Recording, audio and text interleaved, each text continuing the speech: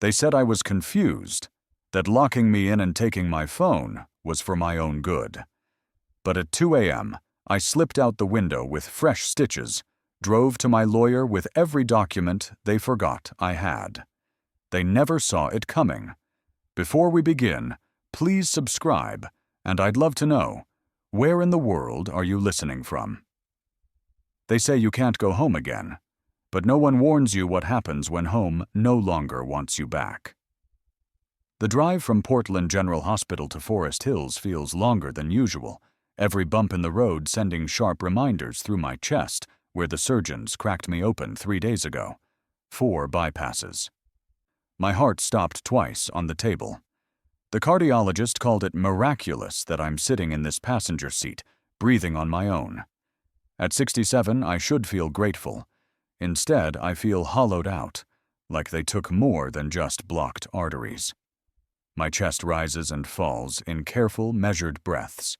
The stitches pull tight against my skin, a roadmap of survival I'm still learning to navigate. Sarah used to joke that I had the heart of a 20-year-old trapped in an old man's body. Now that heart has been rebuilt with borrowed time and surgical steel. The house comes into view. A beautiful 2-story colonial I bought 5 years ago with Sarah's life insurance money after ovarian cancer took her from me. I transferred the deed to my daughter Tessa and her husband Derek as a gift, a gesture of love wrapped in legal paperwork. They've lived here rent-free ever since, with one simple understanding. When I got old, when I needed them, they'd be there. I've been living quietly in the downstairs guest suite since my retirement last year, paying most of the maintenance and taxes because I didn't want to burden them. As I step out of the rideshare, my legs feel unsteady. The late afternoon sun casts long shadows across the lawn I used to mow. The garden where Sarah planted roses that still bloom every spring. This should feel like coming home. Instead, something cold settles in my stomach that has nothing to do with my medication. The front door doesn't open as I approach. No welcoming committee. No concerned faces checking on the man who nearly died on an operating table. I fumble with my keys, my hand still shaky from the anesthesia aftermath. Inside, the house feels different, sterile, clinical, as if my return is an interruption rather than a homecoming. I can hear the television from the living room, some mindless sitcom playing at full volume. The dog, Max, who used to be mine before becoming theirs, lifts his head from his bed, looks at me for a moment, then growls low in his throat. I lower myself carefully into my favorite recliner, the worn leather chair that Sarah bought me for my 60th birthday. Every movement sends jolts through my incision, but I'm home now. I'm supposed to be safe here. "Tessa," I call out, my voice rougher than I remember. "Could you bring me a glass of water?" The request hangs in the air like a prayer. Such a small thing. A glass of water for a man who just survived having his chest split open, his heart stopped and restarted. His entire circulatory system rerouted by surgeons who worked for 6 hours to give him more time. Tessa appears in the kitchen doorway, 32 years old with her mother's eyes but none of her warmth. She leans against the counter, arms crossed, and looks at me with something I've never seen before: disdain. "We're not your servants." The words hit like a physical blow. I blink, certain I misheard. Derek doesn't even look up from the couch, remote in his hand, completely absorbed in his show. "Kitchen's right there," he mutters, as if I'm asking him to climb Mount Everest. I sit frozen in my chair, the reality of my situation crystallizing like ice in my veins. This isn't a bad day. This isn't post-surgery crankiness. This is who they really are when they think I'm too weak to fight back. I push myself up from the chair, my body screaming in protest. Sharp pain shoots through my chest where the stitches stretch. Halfway up, my legs wobble, and I nearly fall back down. The effort leaves me breathless, sweating. Neither of them moves to help. "Careful," Tessa says flatly, not moving from her spot. Don't make a mess on the carpet. I stare at the carpet beneath my feet. Carpet I helped install, paid for, walked on for years. Every thread of it belongs to me, even if the deed says otherwise. Memories flood back unbidden. Hundreds of glasses of water I brought to Tessa as a child. Midnight fevers when I'd sit by her bedside with cool washcloths.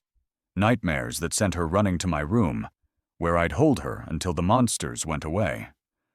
All those times when Sarah was bedridden with chemo, and I held our family together with nothing but love and determination.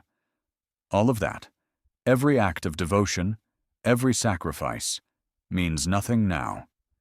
She looks at me like I'm a stranger she wishes would leave. I make it to the kitchen on unsteady legs, fill my own glass with tap water that tastes bitter, like betrayal. Behind me, they laugh at something on the television while I stand alone, my body trembling from pain and shame. I retreat to my room, walking past the hallway walls covered in family photos, pictures of birthdays, graduations, holidays, faces that once felt like family, now seeming like strangers wearing familiar masks. Sitting on the edge of my bed, I know with absolute clarity that this isn't about recovery anymore. Something fundamental has broken, and it can't be fixed with time or patience or hope. The house settles around me with familiar creaks and sighs. But for the first time since Sarah died, I don't feel like I belong here. I feel like a guest who's overstayed his welcome in his own home. Some gifts come with ribbons. Mine came with clauses. Morning arrives with the kind of clarity that only comes after a sleepless night. I wake before dawn, my chest aching, but my mind sharp as a blade.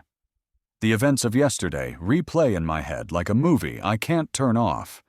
Tessa's cold dismissal, Derek's casual cruelty, the way they looked at me like I was some burden they'd inherited, instead of the man who gave them everything. I sit at the small desk in my room with a notepad, scribbling down memories, dates, legal terms I half remember from conversations with Kenneth Wilcox years ago. The house was gifted, yes, but never blindly. Sarah and I weren't naive. We knew that sometimes generosity needed protection. The filing cabinet in the corner holds documents I haven't looked at in years. My fingers shake slightly as I rifle through folders labeled insurance, medical, and finally, there it is, property transfer. The yellow sticky note Sarah placed on the front still clings to the manila folder. Just in case. Inside, the deed transfer agreement stares back at me, and there it is, highlighted in yellow marker by Sarah's careful hand. Reversion clause. The legal language is dense, but the meaning is crystal clear. If the conditions of care and respect are violated, if I'm subjected to abuse or neglect, the house reverts back to me. Kenneth had insisted on it, despite my protests at the time. "You're too trusting, Royce," he'd said in his office 5 years ago. "This protects everyone. You, them, and Sarah's memory." Tessa and Derek signed the agreement. We even recorded a video message the day we signed, all of us gathered around Kenneth's conference table. I still have it on a USB drive somewhere. Back then, they seemed so grateful, so loving. Derek had actually teared up when he promised to always take care of me. I realize now they don't remember the clause exists. They think they've won by default, that my weakness gives them carte blanche to treat me however they want. I pull out a fresh legal pad and start documenting everything. Every cruel word, every moment of neglect, every time they've crossed the line. The timeline reads like a prosecutor's case file. March 10th, returned from surgery, denied basic assistance, verbal abuse recorded. But this goes back further than yesterday. I start tracking the pattern, the gradual shift from daughter to stranger. Over the past year, since I moved into the guest room, there have been signs. The way conversations stopped when I entered rooms. The renovations they authorized without asking. Bills that showed up on my old credit cards. The gradual isolation. The way they made me feel like a guest in my own home. I create another list. The history of giving that they've conveniently forgotten. Tessa's college tuition, $64,000 over 4 years. I worked overtime at the plant to make those payments, my hands cracked and bleeding from the machinery, but her education mattered more than my comfort. Their wedding. $27,000 for a ceremony that lasted 4 hours, but took me 6 months to pay off. I remember Sarah joking that we could have bought a car for what we spent on flowers alone. Derek's startup, $6,200 for some app idea that folded within 3 months. He never mentioned paying it back, and I never asked because family doesn't keep scorecards, or so I thought. Their car, an $18,000 loan when Derek's credit was shot. They called it a loan, but we all knew it was a gift wrapped in pride-saving language. Home renovation therapy, $8,000 last year when Tessa decided the kitchen needed updating for her mental health. I paid contractors to tear out perfectly good cabinets so she could have marble countertops. They called me generous then. St. Royce, the giving father. Now they act like it's all owed to them, like my love was some kind of debt they're collecting on. But here's what Tessa never knew. What I protected her from. The $350,000 down payment for this house came directly from Sarah's life insurance payout. Every brick, every beam, every window was purchased with the money we received because cancer stole my wife from me. I wanted Tessa to accept the house as a gift of love, not a reminder of death. I wanted to preserve her innocence, to let her believe in generosity without grief. Maybe that was my mistake. Maybe she needed to know the real cost. Sarah's voice echoes in my memory, weak but determined as she lay in her hospital bed during those final weeks. Make sure this house keeps the family together, Royce. Don't let them forget where they came from. Instead, it's tearing us apart. Instead, they've forgotten everything. I pick up my phone and dial Kenneth's number. He answers on the second ring, his voice warm with concern. Royce, how are you feeling? I heard about the surgery. I need to see you, Kenneth. Today, if possible. I need to activate the reversion clause. Silence on the other end. Then, in a tone that tells me he's not surprised. I'll clear my schedule. Come in at 2 o'clock. And Royce, bring everything. Every document, every recording, every piece of evidence you have. You knew this would happen, didn't you? I hoped it wouldn't, but yes, I prepared for it. Sarah made me promise to protect you if they ever forgot who raised them. After hanging up, I print duplicate copies of all the documents and hide them in a safety envelope under a loose floorboard in my room, a hiding spot Sarah and I created years ago for important papers. Paranoia, we called it then. Preparation, I call it now. I also begin secretly documenting our interactions. My phone has a voice memo app that syncs to the cloud. Every conversation, every dismissal, every cruel word will be preserved. If they want to play games with an old man, they're about to learn that this old man still has his wits about him. From the living room, I hear Tessa and Derek whispering.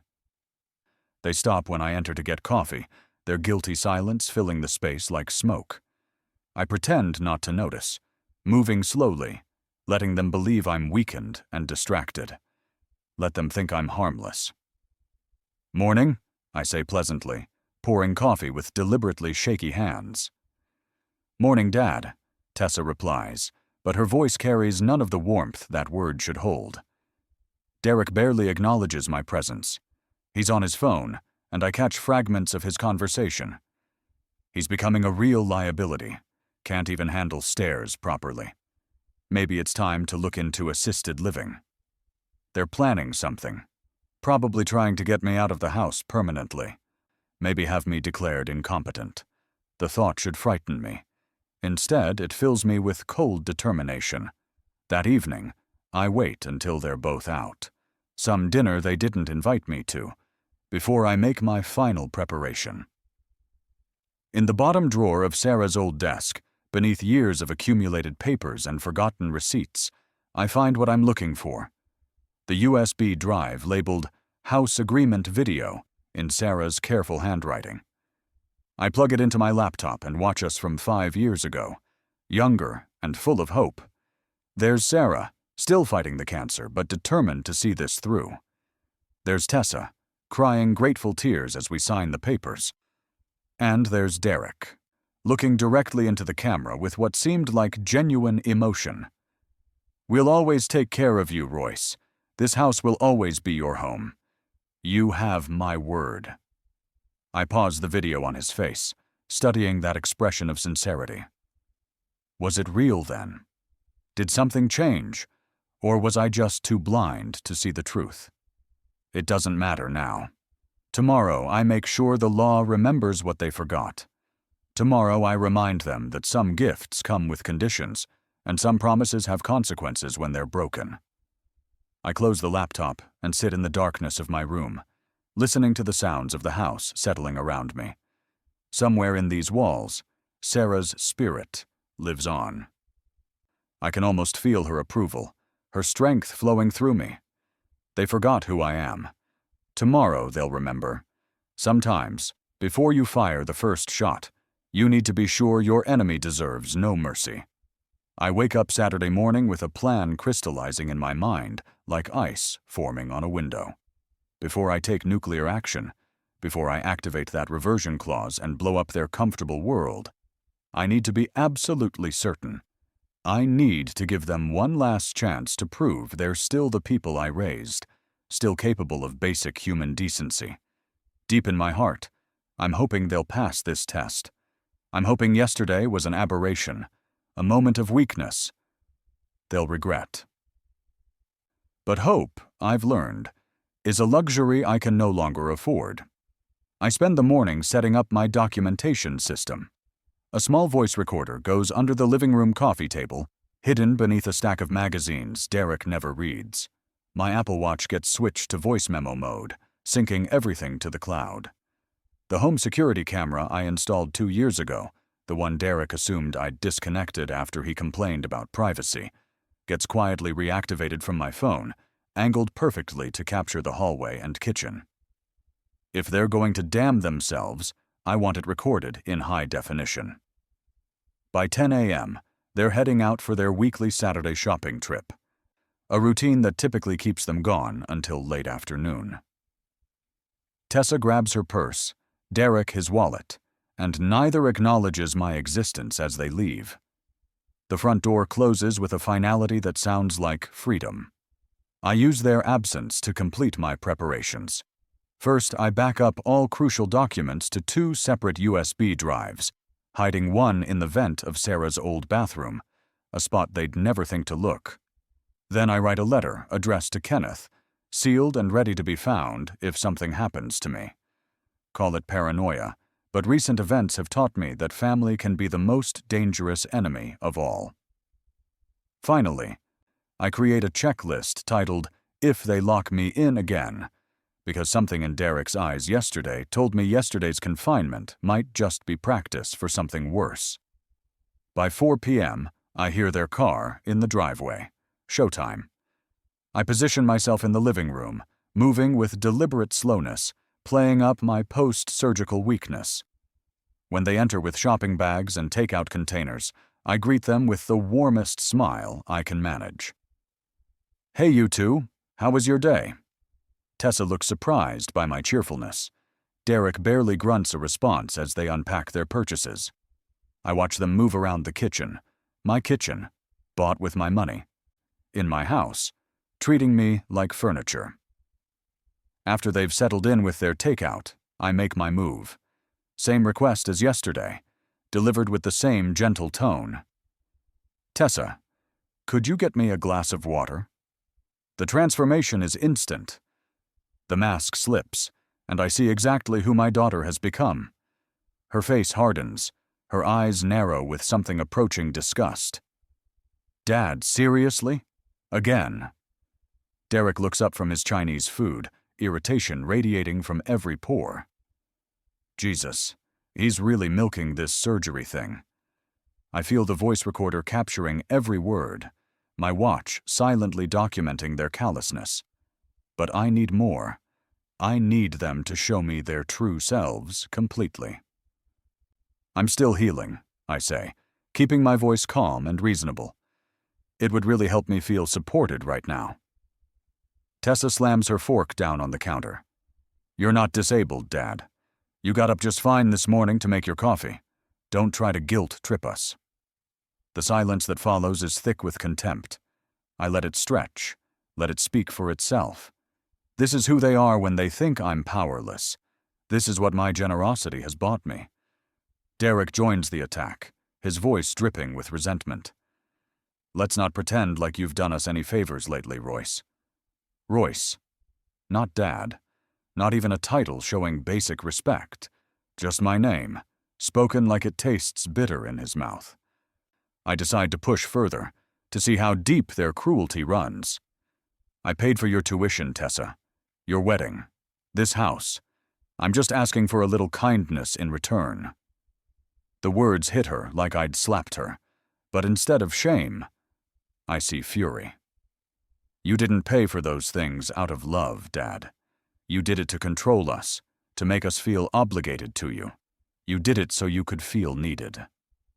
Each word is a knife, precisely placed to cause maximum damage. But Derek isn't finished. We've been carrying your dead weight for months. Maybe it's time you stopped acting so entitled and learned to take care of yourself. I study their faces as they speak, memorizing every expression, every gesture. There's no remorse here, no recognition of their own cruelty. They genuinely believe they're the victims in this scenario. They've rewritten our history so completely that my sacrifices have become their burdens. My love has become manipulation. I attempt to rise from my chair, deliberately making my movements appear unsteady. My hands shake, partly from genuine weakness, partly from performance. Let's see if there's any humanity left in them. Tessa watches me struggle and sighs with theatrical exasperation. If you fall, that's on you. We already warned you we're not your nurses. Just so I'm clear, I say, still trying to stand. Helping me is too much trouble for you. Without flinching, without even a moment's hesitation, Tessa delivers the final blow. You said it yourself, Dad. The test is complete. They've failed so spectacularly that even my worst fears seem optimistic by comparison. I carefully stand, walk to the sink, and fill my own glass with water. My watch vibrates discreetly. Voice recording saved and uploaded to cloud storage. Every cruel word, every dismissive gesture, every moment of their true character is now preserved forever. I drink slowly, tasting not just water, but vindication. Then I return to my room and lock the door. At my desk, I transcribe their exact words while they're still fresh, adding timestamps from the recording. The evidence file grows thicker by the hour, a comprehensive record of their moral bankruptcy. Later that night, I place a call to Kenneth to confirm our Monday meeting. I keep my voice low, but apparently not low enough. A soft knock on my door interrupts the conversation. Dad? Who are you talking to? Tessa's voice carries suspicion now. The cheerful mask from this afternoon has been completely abandoned. My doctor, I lie smoothly, just checking about my medication schedule. At 9 p.m. on a Saturday. She doesn't buy it. But what can she do? She has no authority here. No right to interrogate me. Not yet, anyway. Good night, Tessa. Her footsteps retreat, but I can feel the tension radiating through the walls. They know something has changed, but they don't know what. Let them wonder. Let them worry. At 1:14 a.m., I'm awakened by a sound I recognize immediately, the distinctive click of a lock engaging. But it's coming from the wrong side of my door. I try the handle. It doesn't turn. My phone, which was charging on the nightstand, is gone. They've taken it while I slept, along with the backup burner phone I kept hidden in my dresser drawer. Impressive efficiency for people who claimed not to be paying attention. I check the window. It's a 12-foot drop to the flower bed below, manageable for a desperate man, but potentially fatal for someone with fresh surgical incisions. They've calculated this perfectly. Trap me without obviously harming me, then claim I'm delusional when I complain. But here's what they don't know. I'm not trapped. I'm exactly where I need to be. I walk to the window and look out at the quiet street. Jacob Emery, my neighbor, will be out watering his garden at exactly 6:30 a.m., same as he has every Sunday for the past 3 years. Creatures of habit, suburban neighbors, wonderfully predictable. As I prepare for tomorrow's performance, I find myself smiling. Not because I'm enjoying this, the betrayal still cuts deep, but because they've just handed me the final piece of evidence I need. False imprisonment, elder abuse. Exactly what Kenneth said we'd need to make the reversion clause ironclad. They think they've won by locking me up. What they don't realize is that they've just sealed their own fate. Tomorrow, when Jacob calls the police, and they see an old man with surgical stitches being held prisoner by his own daughter, who do you think they'll believe? I settle back onto my bed, wincing as my incisions pull tight, and wait for dawn. In a few hours, this will all be over. In a few hours, they'll learn that underestimating a man with nothing left to lose is the most dangerous mistake they could have made. When the police see an old man with a stitched-up chest and a daughter with fake tears, who do you think they believe? Dawn breaks through my window at exactly 6:27 a.m., 3 minutes earlier than yesterday. I've been awake for hours, listening to the house settle around me, cataloging every sound. Tessa and Derek are still asleep upstairs, probably dreaming peacefully while their prisoner waits below. I check the door handle again, still locked tight. My phone is still missing. They've done their homework. I'll give them that. But they've made one crucial mistake. They assume I'm as helpless as I appear. The hidden voice recorder under the coffee table is still running, capturing nothing but silence now, but ready for whatever comes next. More importantly, my backup plan is about to unfold with suburban precision. At exactly 6:30 a.m., I hear the familiar sound of Jacob Emery's front door opening. Like clockwork, my neighbor emerges with his watering can and morning coffee. Jacob's routine is legendary on our street. Garden first, newspaper second, breakfast third. Never varies. I open my window as wide as it will go and position myself carefully. The drop looks more intimidating in daylight. But desperation makes cowards of us all, or heroes, depending on your perspective. Jacob, I call out, making my voice carry just enough to reach him without waking the house. Jacob, help me. He drops his watering can and rushes to the fence separating our properties. Royce, Jesus, what's wrong? Are you okay? They locked me in, I say, letting genuine distress color my voice. My daughter and her husband. They took my phone. I can't get out. Jacob's face transforms from confusion to alarm. He's known me for 5 years, watched me care for Sarah through her illness, seen me work in my garden every weekend. He knows I'm not the type for drama or false accusations. Call the police. Jacob, tell them it's elder abuse. Tell them I'm being held against my will. Without hesitation, he pulls out his phone and dials 911, putting it on speaker so I can hear. 911, what's your emergency? This is Jacob Emery at 423 Maple Street in Forest Hills. My neighbor, Royce Whitman, says he's being held prisoner in his own home. He's 67, just had heart surgery, and his daughter has locked him in his room. Officers are on their way, sir. Stay on the line. The dispatcher's voice is professional, but concerned. I can hear the urgency building in the system, the wheels of justice beginning to turn. Thank you, Jacob, I call down. Just tell them what you saw. Now comes the hard part, waiting and preparing for the performance of my life. I quickly dress in my cleanest clothes making sure the surgical scars are visible but not dramatically displayed. The key is to look like a victim without overplaying it. I've learned that truth needs very little embellishment to be powerful. 23 minutes later, I hear car doors slamming in the driveway. Through my window, I see 2 patrol cars and 3 officers. The cavalry has arrived. From upstairs, I hear sudden movement, Tessa and Derek waking up to the sound of authority at their door. Frantic whispers drift down through the ceiling, but I can't make out the words. They're probably trying to get their story straight. The doorbell rings, followed by firm knocking. "Police! Open up!"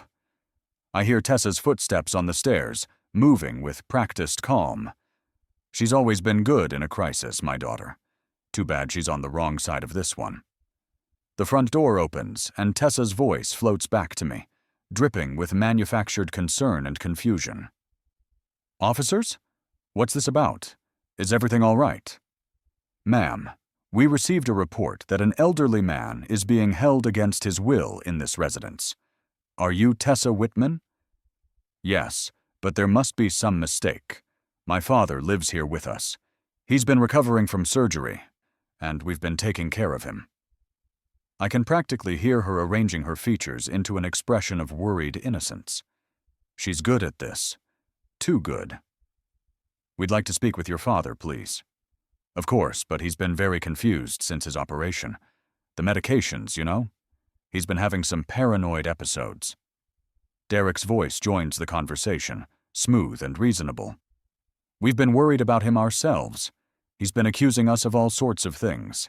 Yesterday, he claimed we were trying to poison him. That's a nice touch. A lie specific enough to sound credible, but crazy enough to discredit anything I might say." I wait another moment, letting them dig their hole deeper, then try my door handle loudly enough for everyone to hear. The locked mechanism rattles against the frame, a sound that carries clearly through the house. The door appears to be locked from the outside. Comes a new voice, one of the officers, stating the obvious in that flat, professional tone cops use when they're starting to see through civilian bullshit. "Oh, that old door sticks sometimes," Tessa says quickly. "Dad, are you in there? The police are here to check on you." "I'm here," I call out, making my voice sound appropriately frail. "I can't get out. They locked me in." I hear the distinct sound of a key being inserted and turned. The door swings open, and suddenly I'm face to face with 3 police officers, 2 men and 1 woman. Their name tags read Miles, Harrison, and Daniels. Officer Daniels, a woman in her 40s with kind but sharp eyes, steps forward. "Mr. Whitman, I'm Officer Daniels. We received a call that you were locked in this room. Is that correct?" I look past her to where Tessa and Derek stand in the hallway, their faces perfect masks of concern and confusion. Academy Award performances, both of them. "Yes, ma'am. They locked me in last night around 1 in the morning. Took my phone, too." I gesture to the empty nightstand where my charger sits alone. Tessa immediately jumps in. "Dad, the door sticks. We've told you that. And your phone is in the kitchen charging. We were trying to help you." Derek nods earnestly. "He's been really confused since the surgery. We found him trying to call his lawyer at midnight last night, talking about some conspiracy. The doctors warned us the anesthesia might affect his thinking. It's a brilliant strategy, I have to admit. Paint me as a confused old man whose medical condition makes him unreliable. Create reasonable doubt for every accusation I make. But they've underestimated something crucial. I've been documenting everything." "Officers," I say, keeping my voice steady and rational, "I'd like to file a formal complaint for unlawful confinement and elder abuse. I have evidence to support my claims." Officer Miles, a younger man who looks like he's seen this kind of family drama before, exchanges glances with his colleagues. "What kind of evidence, sir?" "Recordings of their verbal abuse, financial documentation showing unauthorized use of my accounts. Proof that this confinement wasn't accidental." Tessa's mask slips for just a moment. A flash of panic crosses her features before she recovers. Dad, you're scaring me. This isn't like you. Maybe we should call Dr. Peterson. Ma'am, Officer Daniels interrupts gently. We'd like to speak with your father privately for a few minutes. Is there somewhere we can sit down? They escort me to the living room, my living room in my house, while Tessa and Derek retreat to the kitchen, whispering urgently. I can see them through the doorway, Derek's hands gesturing frantically while Tessa shakes her head. Mr. Whitman, Officer Daniels begins, tell us what's been happening here. I take a breath and begin my story, sticking to facts, avoiding emotional language. I describe the pattern of abuse that's developed since my surgery, the financial exploitation, the gradual isolation. I mention the recordings I've made, the documentation I've gathered. But even as I speak, I can see the skepticism in their eyes. Here's what they see. An elderly man, recently out of surgery, making serious accusations against family members who appear concerned and cooperative. No visible injuries, no obvious signs of abuse, just an old man who might be confused, medicated, possibly delusional. Sir, Officer Miles says carefully, do you have any physical evidence of this abuse? Bruises, threatening messages, anything like that? The evidence is in my recordings and documents, but they took my phone last night when they locked me in. We found your phone in the kitchen, Tessa calls from the doorway. It was charging. We were trying to take care of it for you. She approaches with my phone in hand, the picture of helpful concern. Dad, you left it on the counter after dinner. We plugged it in so it wouldn't die overnight. The officers look at the phone, then at me, then at each other. I can see the doubt creeping in. Without the recordings, without immediate proof, I'm just another confused old man, making wild accusations. Mr. Whitman, Officer Daniels says gently, is it possible there's been a misunderstanding here? Your family seems very concerned about you. And there it is, the moment when the system fails, when appearances matter more than truth, when smooth liars triumph over rough honesty. Officers, with respect, I know what happened to me. I know the difference between confusion and abuse. Derek steps forward, his voice full of wounded dignity. We've been bending over backwards to help him since his surgery. This is how he repays us, by calling the police on his own family. The officers spend another 15 minutes asking questions, examining the door that Tessa claims sticks, listening to explanations about medication side effects and post-surgical confusion. In the end, they conclude what I knew they would conclude from the moment Tessa opened the door with that perfect expression of bewildered concern. This appears to be a family misunderstanding, Officer Miles announces. We don't see evidence of elder abuse or unlawful confinement. But Mr. Whitman, if you feel unsafe at any time, you can contact Adult Protective Services. They pack up their notebooks and head for the door, leaving me with my captors and their satisfied smiles. Thanks for checking on him, officers, Derek says, shaking hands like he's running for mayor. We really appreciate everything you do. After the police cars pull away, the masks come off completely. Derek slams the door and turns to face me, his face twisted with rage. You want to play games, old man? Fine. Let's play. Tessa crosses her arms, her voice cold as winter. Next time you pull a stunt like that, we won't be calling you Dad anymore. They don't know it yet, but they've just handed me exactly what I needed, not justice from the police.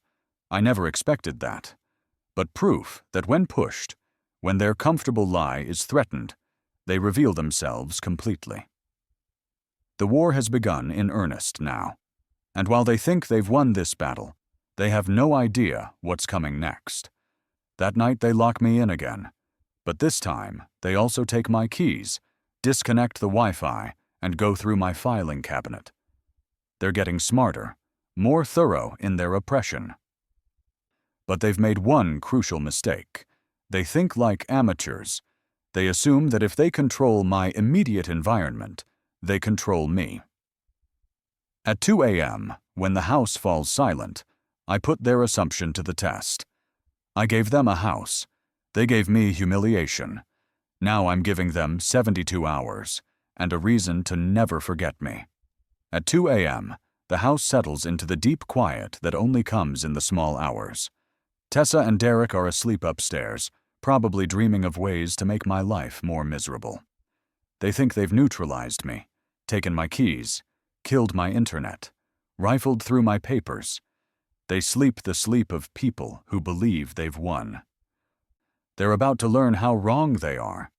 The window in my room opens silently. I oiled the hinges months ago during one of my restless nights after Sarah died.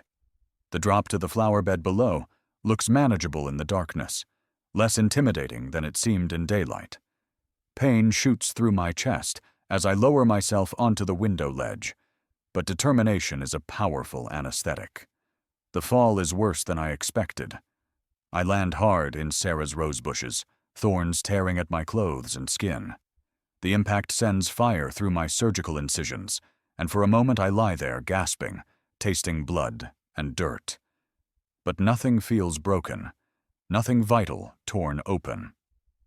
I've survived worse, like having my chest cracked open by surgeons 3 days ago. Moving like a ghost through my own property, I retrieve the spare key hidden under the porch step, a precaution Sarah and I established years ago that my captors never thought to check. The front door opens with barely a whisper, and I'm back inside the house that's legally theirs, but morally mine. My filing cabinet has been ransacked, papers scattered like confetti. They found most of my documents, but not the ones that matter. Those are hidden where paranoia and experience converge.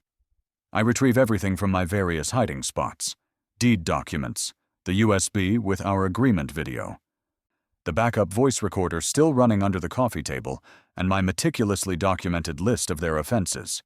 Everything goes into a go bag I packed years ago, another relic of my post-Sarah paranoia that's proving invaluable now.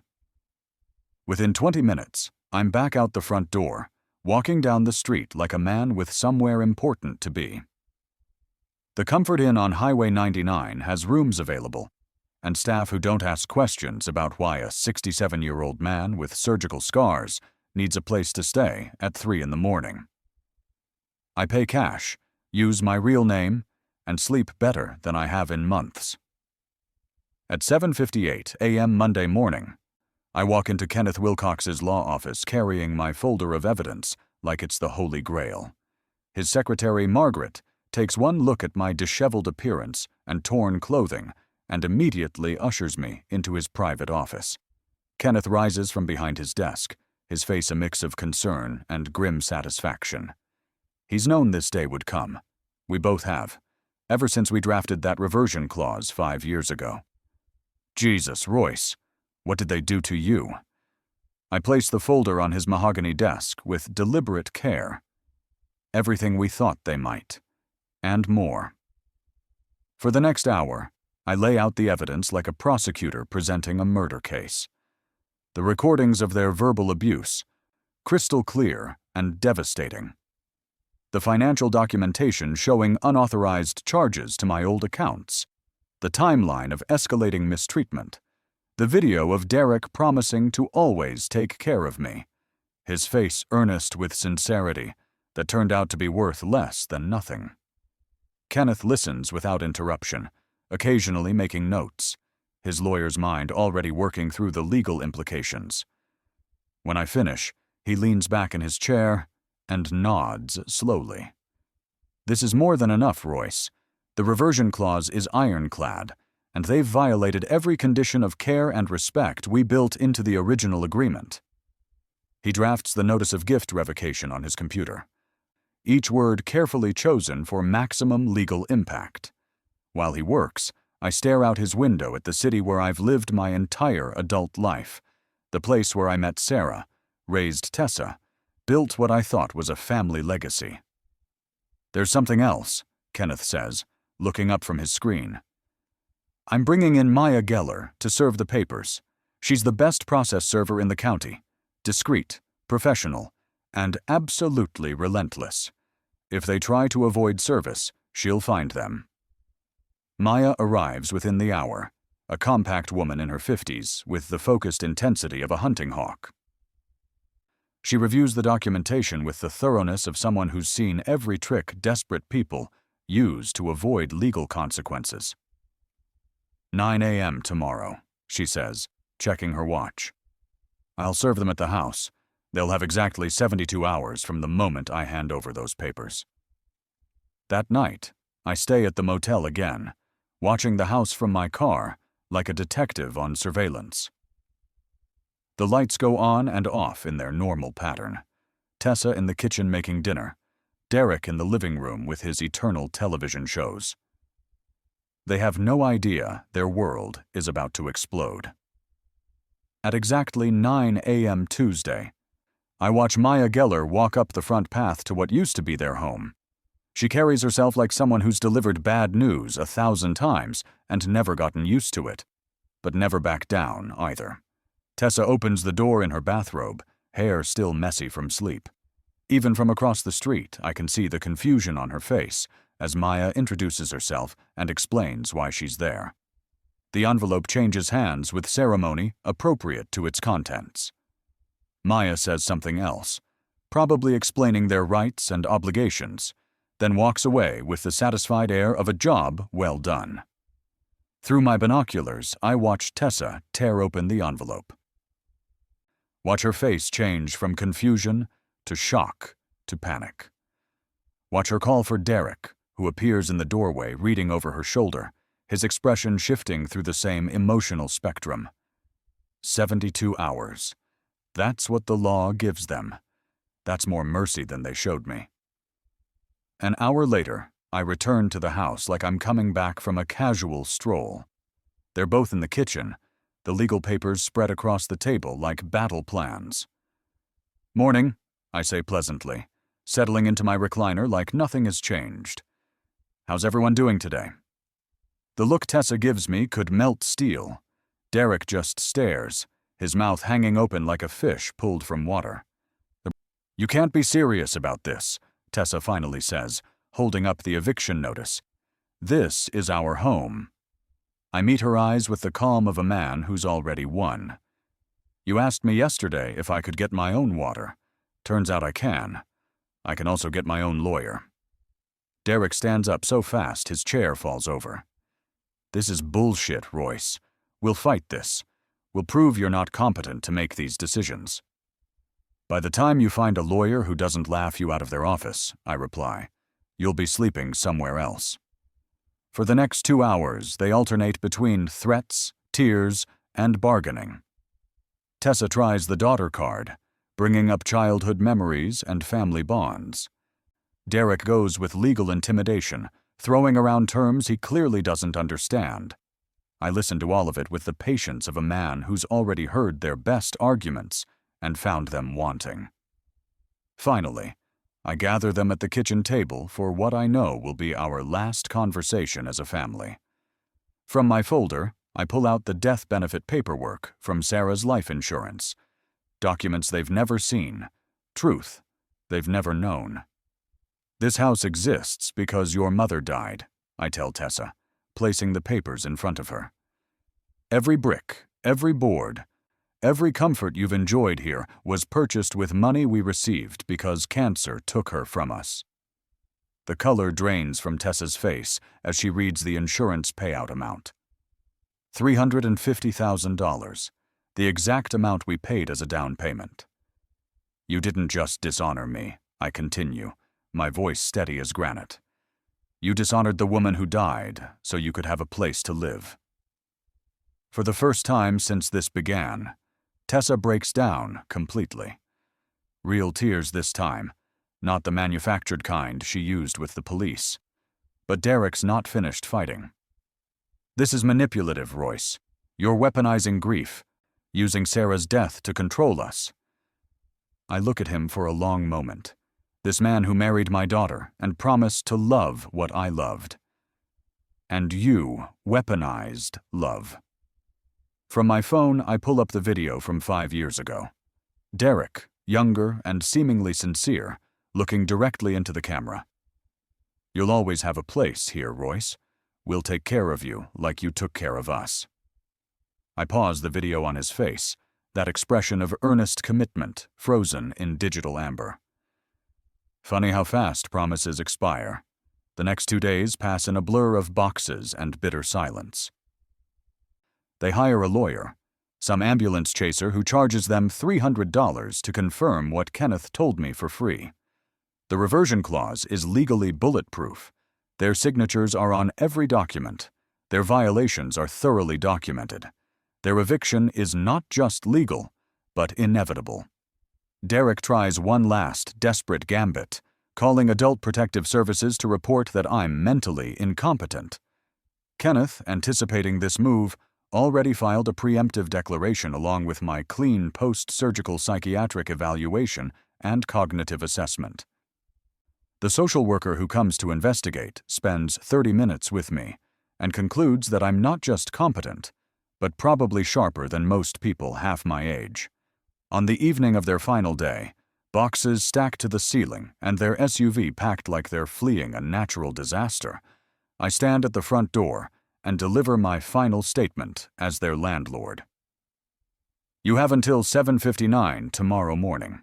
If you're still here when the clock hits 8, sheriff's deputies will escort you out. They won't knock twice." Tessa tries one last time to hug me, to bridge the gap that's become a canyon. I step back, maintaining the distance that's now permanent between us. "That's not how this ends," I tell her. At 7:58 a.m. the next morning, I set up a lawn chair on the front porch with a cup of coffee and today's newspaper. The eviction clock has reached 0, but they're already gone. They left sometime during the night, like thieves escaping a crime scene. The house stands empty around me, quiet as a church.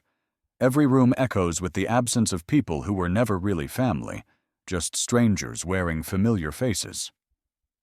I sit in my chair, sipping coffee that tastes like victory, and wait for the silence to teach me what comes next. This isn't forgiveness. I'm not sure I have that in me anymore. This is something better. Clarity. The clear, cold understanding that some people will take everything you give them and still convince themselves they deserve more. The morning sun warms my face as I survey the kingdom I've reclaimed. My house, my rules, my peace. Finally, after 67 years of trying to please everyone else, I'm exactly where I belong. They thought they were entitled to my home. They forgot whose name was on the deed. The first week of silence is the hardest, not because I miss them. That surprised me more than anything, but because quiet has its own weight after years of tension. Every creak of the house settling sounds amplified. Every room holds the ghost of arguments, the echo of cruel words. The memory of people who lived here, but never belonged. I walk through each space methodically, like a detective examining a crime scene. In Tessa's old room, I find the reading light I bought her for her 16th birthday, abandoned on the windowsill like everything else I ever gave her. Derek's home office still smells like his cheap cologne and cigarettes he thought I didn't know about. Room by room, I begin the process of reclamation. The first thing I do is change every lock, every code, every password they might have known. The security system gets completely reset, cameras repositioned, motion sensors recalibrated. This house has been violated enough. It won't happen again. In Sarah's old jewelry box, buried beneath costume earrings and tangled necklaces, I find the letter she wrote me during her final week in the hospital. Her handwriting was shaky by then, weakened by chemo and pain medication, but her words were crystal clear. "Royce, if they ever forget who you are, make sure they never forget who I was. This house was our love made real. Don't let anyone turn it into something ugly." I frame the letter and hang it above the fireplace, right where Tessa used to display family photos that somehow never included me prominently. Sarah's words now preside over the living room, like a blessing and a warning combined. Kenneth calls on Thursday afternoon, his voice carrying satisfaction mixed with professional concern. The formal elder abuse complaint has been filed for the record, he says. No charges will be pressed. That was never the goal. But if anyone ever questions your decision to revoke the gift, there's now an official paper trail showing exactly why. And if they try to contest the eviction, let them try. We have recordings, documentation, witness statements, and their own signatures on the original agreement. They'd need to prove gross mental incompetence on your part, and your medical records show the exact opposite. That afternoon, a small notice appears in the Forest Hills Gazette, tucked between the church announcements and school board minutes. Mr. Royce Whitman has legally reclaimed ownership of his property at 423 Maple Street as of March 24, 2025. Any attempt to contest this action will be treated as criminal trespass. The community response surprises me. Jacob brings over a plate of his wife's chocolate chip cookies, along with an apology. I should have seen what was happening sooner, he says, settling into the chair Derek used to claim. Helen and I always thought something seemed off about how they treated you. You helped when it mattered, I tell him. That's what counts. Mrs. Patterson from down the street stops by with a casserole and gossip. Apparently, Derek was seen at Murphy's bar the night before they left, drunk and ranting about ungrateful old men and legal technicalities. The bartender had to cut him off and call him a cab. Good riddance, she says with the satisfied air of someone who never liked them anyway. Helen and I always said they seemed too comfortable taking advantage of your generosity. I begin volunteering at the Veterans Center downtown, helping other old men navigate the maze of benefits and bureaucracy that defines military retirement. Telling my story carefully, without bitterness, without seeking sympathy, I find that my experience resonates with others who've been betrayed by family members more interested in inheritance than inheritance. They forgot how to love, I tell Charlie Morrison, a Korean War veteran whose son emptied his bank account and disappeared. I remembered how to leave. The phrase becomes something of a motto for me, a shorthand way of explaining why sometimes walking away is the only victory that matters.